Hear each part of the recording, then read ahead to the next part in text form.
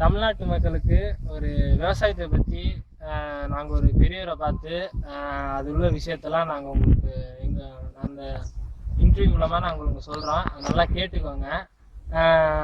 விவசாயம் எப்படி வளர்க்கணும், அது நம்ம எப்படி பாதுகாக்கணும், அது போல் விஷயம்லாம் நாங்கள் இப்போ உங்கள்கிட்ட ஒரு பெரியவர் மூலமாக இப்போ தான் விவசாயம் அவர் வயலை பார்த்துட்டு உட்காந்துருக்காரு. அவர் அந்த காலத்துலேருந்து எப்போ பிறந்ததுலேருந்து விவசாயம் எப்படி இருந்துச்சு, இப்போ எப்படி இருக்குது, இப்போ யாரால் இப்படி இருக்குது, வறட்சியா மழையா, அதை பற்றியெல்லாம் அவர் இப்போ பேச போகிறாரு. அந்த பெரியவர்கிட்ட கேட்போம் நம்ம. நான் உங்களை இது பண்ண போகிறேன். நீங்கள் நல்லா இந்த வீடியோ நல்லா பாருங்கள். இது உங்களுக்கு பயனுள்ளதாக இருக்கும், உங்கள் தலைமுறைக்கு பயனுள்ளதாக இருக்கும். நம்ம சாப்பிட்றதுக்கு காரணமே இவர் உழைச்ச கை, அவர் நடந்த சேர்த்து நடந்த கால், அந்த மம்புட்டி, அதெல்லாம் காட்டு, அந்த மம்புட்டி, அதில் உள்ள அழுக்கு, இப்படி இருக்கிற காரணமே நம்ம நல்ல 3 வேளை சாப்பிட்ற காரணமே இந்த பெரியவர் தான். அது இப்படி எப்படி இருக்குது விவசாயம், அதை பற்றி நம்ம இந்த பெரியவர்கிட்ட கேட்க போகிறோம். இதை நீங்கள் நல்லா பார்த்து ரசிக்கணும். இது உங்கள் தலைமுறைகளுக்கு வழிகாட்டணும். ஜல்லிக்கட்டுக்கு எப்படி போராடுனீங்களே அதுபோல் நம்ம விவசாயத்துக்கும், நம்ம தமிழ்நாட்டு மக்களுக்கும், நம்ம சாப்பாடுக்கும், நம்ம உழைக்கிற உணவுக்கும் எப்படி இருக்கிறோமோ அதை பற்றி இந்த பெரியவர்கிட்ட நம்ம கேட்க போகிறோம். அதனால நீங்கள் எல்லாத்துக்கும் முக்கியம் தரணும். விவசாயம் வந்துட்டாலே எல்லாம் ஒன்றா இருக்கணும், போராடணும், ஒற்றுமையை காட்டணும். அழிஞ்சிட்டு வந்துச்சுன்னா உழைச்சா மட்டும் நம்மளால இன்னைக்கு சாப்பிட முடியாது. அதனால விவசாயம் நம்ம முக்கியம் முக்கியம் முக்கியம். அது உயிரின் மேலானது ஒரு விவசாயம். அந்த அளவுக்கு எப்படி இருக்குன்னு பாங்கிறதுக்கு நாங்கள் இந்த பெரியவரை பார்க்க வந்தோம். இப்போதான் நிலத்துல கூப்பிட்டு நாங்கள் ஒரு இதாக பேசுகிறோம். நாங்கள் நீங்கள் எப்படி இருக்குன்னு நீங்கள் பார்க்கணும், வீடியோ பார்க்கணும். கண்டிப்பாக நீங்கள் பார்த்தாகணும். உங்கள் ஃபேமிலிக்கும் உங்கள் தலைமுறைகளுக்கும் இந்த வீடியோ கொஞ்சம் இதாக இருக்கும். அவர்கிட்ட நான் கேள்வி கேட்க போகிறேன். அப்படியே வாங்க. பெரியவரே, இப்போ விவசாயம், இப்போ நான் சொன்ன பெரியவர் இவர் தான். இந்த அளவுக்கு நீங்கள் உணர்ச்சியோட, ஒரு புத்துணர்ச்சியோடையும் உடல் பலத்தையும் இருக்கிறீங்க. அது காரணம் நீங்கள் உழைச்சனாலையும் இல்லையோ, நீங்கள் சாப்பிட்ற சாப்பாட்டுனால தான். அது மட்டும் என்றைக்கும் நீங்கள் ஞாபகத்தில் வச்சுக்கோங்க. நான் இந்த பெரியவர்கிட்ட கேட்க போகிறேன். என்ன கேட்க போகிறேன்னா, விவசாயம் தான் ஃபஸ்ட்டு, அப்புறம் தான் எல்லாம். இப்போ இந்த பெரியவர்கிட்ட நான் கேட்க போகிறேன். ஐயா, நீங்கள் விவசாயம் பண்ணுறீங்க. இப்போ தமிழ்நாட்டில் எந்த அளவுக்கு விவசாயம் இருக்குது, அதோட உங்க கருத்து நிப்பா?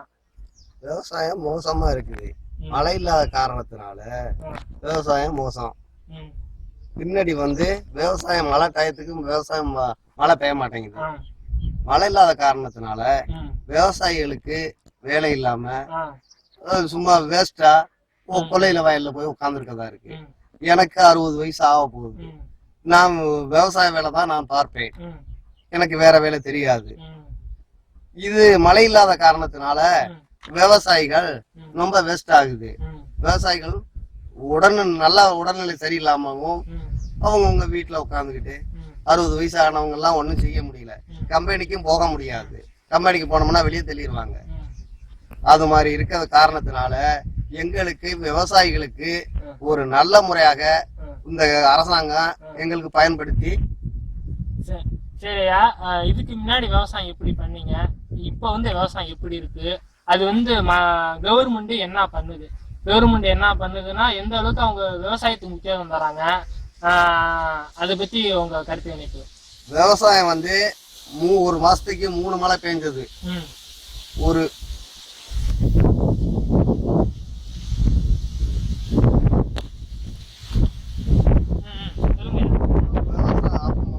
மாசத்துக்கு 3 மழை பெய்ந்தது.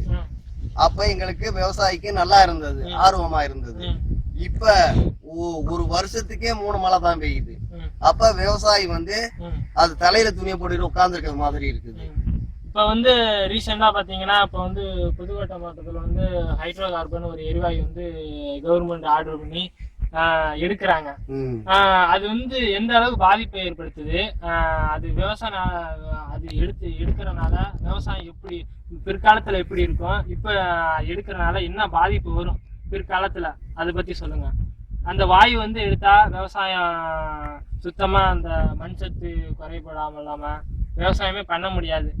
அது போல இருந்தா பிற்காலத்துல விவசாயம் பண்ண முடியுமா, முடியாதா? விவசாயம் பண்ண மழை பெய்ஞ்சாதான் விவசாயம் பண்ண முடியும். ஆனா இந்த இப்ப வேலிக்கிறவ அதனாலதான் விவசாயம் இல்லாம போயிடுச்சுங்கிறதுலாம் கிடையாது. மழை வேலிக்கிறவ உருவாகுனப்பயும் மழை பெஞ்சுக்கிட்டு தான் இருந்துச்சு, விவசாயம் விளைஞ்சுக்கிட்டு தான் இருந்துச்சு. ஆனால் இந்த ஆர்எஸ்பதி தான் தண்ணி இருக்குதுன்னு சொன்னாங்க. இப்போ மழைய 7-8 வருஷம் ஆச்சு மழை பெஞ்சு. நாங்க விவசாயிகள் ரொம்ப பாலா போய் இருக்கிறோம். விவசாயிகளுக்கு கொஞ்சம் ஆறுதல் கொடுக்க வேணும். சரியா, இப்போ தண்ணி சுத்தமா இல்ல, மழை பெய்யல. நம்ம கர்நாடகத்துல இருந்து கேட்கிறோம், அவங்களும் தண்ணி தர மாட்டாங்க, எந்த சைடும் தண்ணி இல்ல. இப்போ எந்த அளவுக்கு நீங்க விவசாயம் பண்றீங்க? இப்படி கிணத்து தண்ணியா இல்ல மோட்டரு தண்ணியா, இல்ல நீங்க எப்படி பாய்ச்சறீங்க, எப்படி உங்களுக்கு தண்ணி பத்துது? இதனால உங்களுக்கு சொல்லுங்க, அதை பத்தி ஏதாச்சும் உங்க மனதைரியம் அதை பத்தி சொல்லுங்க. விவசாயம் எங்களுக்கு கேணி பம்பு செட்டு இருக்கிறதுலயே வாய்க்கால்ல விட்டு தண்ணி கொண்டு போனோம்னா கொண்டு பாய்ச்ச முடியல. எங்களுக்கு அரசாங்கம் பைப்பு கொடுத்தால் நாங்க நல்ல முறையாக இதை பாய்ச்சி விவசாயத்தை கொண்டுகிட்டு வருவோம். ஓஸ் வாங்கி போடுறோம், ஒரு 6 மாசம் இருக்க மாட்டேங்குது, கிழிஞ்சு போயிடுது. பைப்பு கொடுத்தால் எங்களுக்கு நல்ல விதமாக நாங்க நல்ல விவசாயம் பண்ணுவோம். பைப்பு இல்லைன்னா வாய்க்கால் ஒரு 1/2 கிலோமீட்டர் போகாட்டியே கேணி தண்ணி பம்பு செட்டு காலி ஆயிடும், விவசாயம் பாதிக்குது. சரியா, இப்போ நமக்கு விவசாயம் பாய்க்கிறோம், இது பண்றோம், அதுக்கும் தண்ணி தான் வேணும். ஒரு செட்டு சாப்பிட்ட பிறகு வித்துனாலும் அதுக்கு தான் தண்ணி வேணும். ஃபர்ஸ்ட் நம்ம ஒரு 50 வருஷத்துக்கு முன்னாடி எத்தனை அடியில தண்ணி வந்துச்சு, இப்போதைக்கு எத்தனை அடியில தோண்டுனா தண்ணி கிடைக்குது? அதை பத்தி உங்களோட கருத்து எனக்கு. அப்பொழுது 30 அடியிலேயே நம்மளுக்கு போதுமான அளவு தண்ணி கிடைச்சிச்சு. இன்னைக்கு 90 அடி பார்த்தோம், தண்ணி இல்ல. 300 அடி போர் போட்டிருக்கேன், அதுலயும் தண்ணி இல்லைன்னுட்டாங்க. எதனால 30 அடி தண்ணி வந்துச்சு, இப்ப 90 அடி எதனால இப்ப தண்ணி இதாகுது? மழை இல்லாத காரணத்தினால வறட்சியாக உருவாகுது. அத இந்த தண்ணி எந்த அளவுக்கு மக்கள் யூஸ் பண்றாங்க, ஏன் அப்படி தண்ணி வேஸ்டா போகுது, அதை பத்தி ஏதாச்சும்? தண்ணி வேஸ்டா போறது வாய்க்கால்ல போனோம்னாக்க வரப்பு அணை போட்டு அது குடிச்சிடும். பைப்புல போனால் எங்க விவசாயத்துக்கு நல்ல பாயும். சரியா ஐயா, இப்போ விவசாயம் பண்றோம், இப்போ கவர்மெண்ட் உங்களுக்கு என்னென்ன நலத்திட்டம் பண்றாங்க, அதனால நீங்க எந்த அளவு பயன்பெறீங்க, அதெல்லாம் விளக்கமா இந்த இளைஞர்களுக்கு விவசாயம் எப்படி முக்கியத்துவம், அதை பத்தி உங்களோட கருத்து கிடைக்கும். விவசாயத்துக்கு எல்லோர்களுக்கும் விவசாயம் தேவை, முக்கியம், அவசியம். நாங்க இருந்தாலும் இல்லைன்னாலும் மக்களுக்கு விவசாயம் தேவை. விவசாயம் பண்ணால்தான் மக்களுக்கு ஆர்வம் கொடுக்கும். கம்பெனி என்னைக்குமே சாப்பாடு போடாது, நம்ம விவசாயம் என்னைக்கு நம்மளுக்கு சாப்பாடு போடும். அதை முன்னிட்டு இந்த இளைஞர்களும் கொஞ்சம் கவனமாக இந்த ஜல்லிக்கட்டுக்கு எப்படி போராடினார்களோ மக்கள், அத போல இந்த விவசாயிகளுக்கும் ஒரு போராடி அதுக்கு என்ன இந்த செலக்ஷன் பண்ணணுமோ அதை மக்கள் பார்த்து எங்களுக்கு ஒரு ஆர்வத்துடன் விவசாயிகளுக்கு செய்யணும். கவர்மெண்ட் உங்களுக்கு என்ன பண்ணாங்க, முன்னாடி எப்படி பண்ணாங்க, இப்போ விவசாயத்துக்கு எப்படி பண்ணாங்க, அதை பத்தி உங்களோட கவர்மெண்டோட கருத்து கணிப்பு. கவர்மெண்ட்டுக்காரங்க முன்னாடி உள்ளவங்க வாய்தா தான் வாங்கினார்கள். இப்ப ஒரு ஏக்கருக்கு 5000 கூட 6000 கூடன்னு இதுதான் கேக்குறாங்க. அது எங்களுக்கு மானியமா வாங்கி தர்றேன் அது தர்றேன்னு சொல்றாங்க, ஒண்ணுமே வாங்கி கொடுக்க மாட்டேங்கிறாங்க. மாணவருக்கு விவசாயத்துக்கு நாங்க 3000 தரோம் 4000 தரோம்னு எழுதிட்டு தான் போனார்கள். ஒருவரும் எங்களுக்கு காசை எங்கள்கிட்ட காமிக்கவும் இல்லை.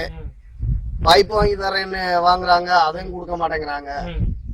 இது மாதிரி கடமையா இருக்கிறதுனால எங்களுக்கு அரசாங்கமும் எங்களுக்கு கொஞ்சம் சரியில்லாம மக்கள் செய்யுது. எங்களுக்கு ஒரு நீண்டோடைய காலமாக இந்த அரசாங்கமும் எங்களுக்கு மக்களும் எங்களுக்கு ஆதரவு கொடுக்க வேணும். ஆனா மக்கள் பார்த்து செய்தால் விவசாயிகளுக்கு நல்ல வழியாக செய்யலாம். இளைஞர்களுக்கு இளைஞர்கள் இந்த ஜல்லிக்கட்டை எப்படி போராடினார்களோ நீதி கிடைச்சதோ விவசாயிகளுக்கும் நிரந்தர தீர்வு வேணும். ஆமா, நிரந்தர தீர்வு வேணும். நீங்க 3 வேளை சாப்பிடறதுக்கு இந்த சாப்பாடு விவசாயிக்கு கொடுத்தாதான் சாப்பிடலாம். நான் உழைச்சாதான் நீங்க சாப்பிடலாம். சாப்பிடலாம். நண்பர்களே, இப்போ நம்ம நண்பர்களே, இப்ப பெரியவர்கிட்ட வந்து விவசாயத்தை பத்தி நம்ம பேசணும். அவர் பேசுன பார்த்தா நமக்கே ஒரு மன உளைச்சலுக்கு ஆளாயிருக்கிறோம். விவசாயம் விவசாயம் விவசாயம்னா ஃபர்ஸ்ட் நமக்கு எல்லாம். நான் அதை பத்தி என்னோட கருத்து கணிப்பு நான் சொல்றேன். நான் 3 வேளைக்கு சாப்பிட்றோம்னா விவசாயம் தான் இன்னைக்குமே. அது மட்டும் என்னைக்குனாலும் வச்சுக்கோங்க. இப்போ வந்து நம்ம வந்து விவசாயம் சுத்தமா இப்போ அழிஞ்சிட்டு வருது. இந்த வெயில் அடிக்கிறதுனால, இந்த மழை பெய்யறதுனால சுத்தமா இதாகிட்டு வருது. நம்ம ஜல்லிக்கட்டு, நம்ம வரலாற்று நம்ம பழைய இது ஜல்லிக்கட்டு, அது இல்லைன்னு பீட்டா அரசு முறியடிக்கும் போது நம்ம எப்படி ஒற்றுமையா இருந்து அந்த ஜல்லிக்கட்டை இந்த உலகத்திற்கு, இந்த தமிழ்நாட்டுக்கு எப்படி நம்ம கொண்டு வந்தோமோ, அதே போல விவசாயங்கிறது ஒரு ஜல்லிக்கட்டு இல்லை. அது வந்து அதுக்கு மேலானது. ஒரு நீ நல்லா தெம்போடணும், ஒரு இதோட ஒரு சக்தி மிந்தானே வாழ்றேன்னு அது காரணம் விவசாயம், சாப்பாடு. அந்த சாப்பாடு இல்லாத போது நீ எப்படி நடக்க முடியும், நீ எப்படி ஏந்திரிக்க முடியும், எப்படி நீ ஓட முடியும், ஒரு எப்படி நீ வாழ்வில் இது பண்ண முடியும்? அதுக்கு முக்கிய காரணம் விவசாயம் தான். இந்த விவசாயத்தை நாம் இன்னைக்கு கைவிடக்கூடாது. இவர் மனசுல உள்ளதை அப்படியே பேசிட்டாரு. நான் இளைஞர்கள் நண்பர்களே, நீ இன்னைக்கு நாளும் என்னைக்குனாலும் விவசாயம் நமக்கு முக்கியம். உன் தலைமுறைக்கு நீ சாப்பிட்ற சாப்பாடுக்கும் விவசாயம் முக்கியம். அதை மட்டும் ஞாபகத்துல வச்சுக்கோங்க. நீ எப்படி நீங்க இருக்கிறீங்களோ அது நமக்கு தேவையில்லை. வருங்கால தலைமுறைக்கு நம்ம எப்படி வழிகாட்டணும், அதான் நமக்கு முக்கியம். இப்போ கம்பெனியில் போய் ஒரு நாள் வேலை பார்ப்பேன், 2 நாள் வேலை பார்ப்பேன், வேலை இல்லைன்னா வந்து உட்காந்துக்குவேன். அதே நீ விவசாயம் பண்ணிப்பாரு. நீ ஒரு மாதத்துக்கு விவசாயம் பண்ண, நல்லா ஒரு மாதத்தை விவசாயம் பண்ணால் அதில் நல்லா ஒரு தெம்பு கிடைக்கும். அதுபோல் நம்ம வாழ்க்கையில் என்றைக்குமே ஒற்றுமையுடனும் செயல்படணும். அதுக்கு என்றைக்குமே விவசாயம் காரணம். நீங்கள் ஜல்லிக்கட்டுக்கு எப்படி பாராடுனீங்களோ அது போல் ஒரு காலத்தில் நம்ம விவசாயம் இல்லாத போது இப்பயே நினைச்சாலும் நம்ம விவசாயத்துக்கு போராடி கவர்மெண்ட்லேருந்து நல்ல ஒரு தற்கொலை முயற்சி.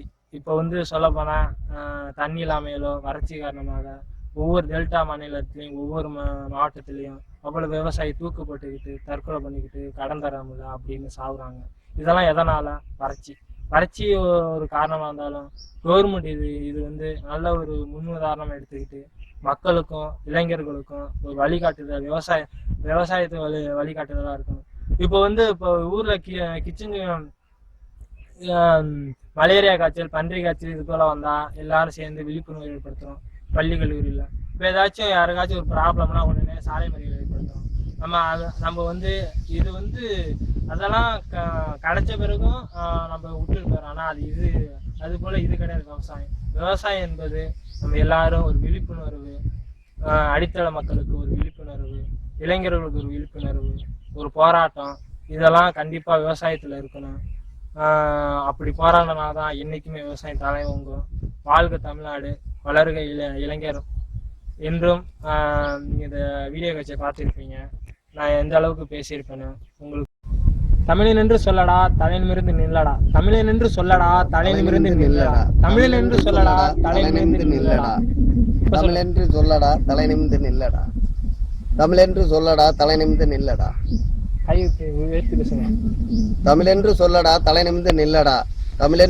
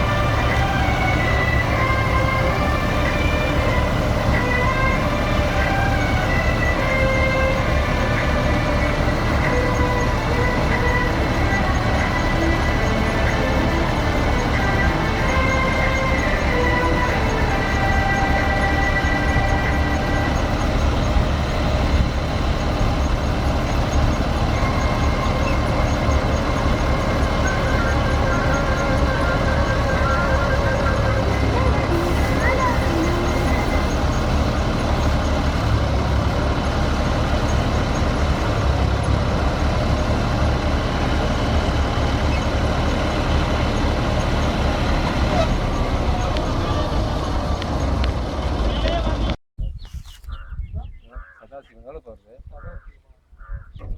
ஒரு மணி நேரத்துக்கு எவ்வளோண்ணே?